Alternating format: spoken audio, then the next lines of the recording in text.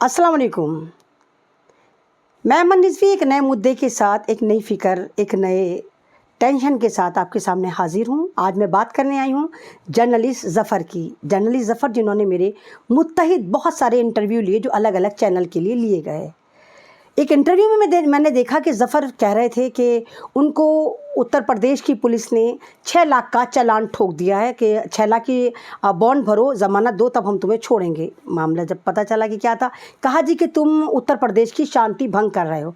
एक जर्नलिस्ट, एक authentic family का बंदा, उनके फादर इमाम है और वो नोएडा सेक्टर 63 के रहने वाले हैं। मैंने उनसे बात करी, मैंने कहा ज़फ़र ऐसा कैसे हो सकता है, तुम तो माशाल्लाह बहुत नेक, बहुत बेबाक हो, तुम तो ईमान फरोज भी नहीं हो, ज़मीर फरोज भी नहीं हो, फिर तुम्हारे साथ ऐसा कैसे हो गया? क्योंकि ऐसा ही एक केस आपको याद होगा कि 1-1.5 साल पहले पीआरबी चैनल दानिश अंजार के साथ हुआ था। जब वो वहाँ पर रिपोर्टिंग कर रहे थे तो उनके साथ अमेठी में भी हुआ था, उनको पकड़ लिया था और उनके ही सामने उनको मतलब एक तरह से मॉब लिंचिंग की धमकी दी गई थी। उनके तमाम इंस्ट्रूमेंट वगैरह छीन के तोड़ दिए गए थे क्योंकि वो मुसलमान थे। सेम यही केस इनके साथ आया। मैंने जब ज़फ़र से पूछा कि ज़फ़र आपके साथ ऐसा कैसे हो सकता है, तो ज़फ़र ने कहा कि असल में मैं अब जिस इलाके में रहता हूँ, मैं वहाँ पर एक रेपुटेटेड बंदे के उसमें शुमार होता हूँ। कोई भी मसला मसाइल मुसलमानों का होता है तो मैं उसमें बहुत ज़्यादा पेश रहता हूँ। चाहे कुर्बानी का मैटर, वो भी मेरे लेटर हेड पर वो एक एनजीओ भी रन करते हैं, उसी की वजह से वहाँ पर कुर्बानी भी होती है। वहाँ के एतराफ़ में सेक्टर 63 में के एतराफ़ में जितनी भी 7-8 मस्जिदें हैं,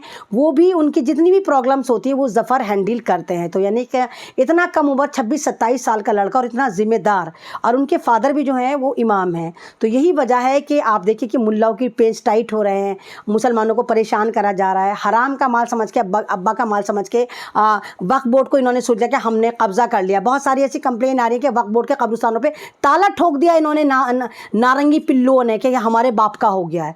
तो इस तरह नहीं होना चाहिए था। ये जर्नलिज्म के ऊपर लगातार बैक टू बैक अटैक है। अभी आपने बिहार में भी देखा कि किस तरह पत्रकारों को मारा पीटा जा रहा है। जगह जगह से ऐसी इंफॉर्मेशन निकल कर आ रही है, झारखंड से भी निकल कर आई कि वहाँ पर पत्रकारों को मार दिया गया। तो जर्नलिज्म पे ये अटैक नहीं होना चाहिए। हम इसकी मजम्मत करते हैं और ज़फ़र, मैं आपके साथ हूँ और तमाम मेरे चाहने वाले ज़फ़र के साथ हैं। ज़फ़र, आप इसी तरह बेबाकी से काम करते रहिए, इसी तरह समाज के आगे आप इनकी गंदगियों को साफ़ करते रहिए, दिखाते रहिए कि आपके समाज के ऊपर क्या जुल्म हो रहा है, और आप संविधान को इसी तरह बचाते रहिए।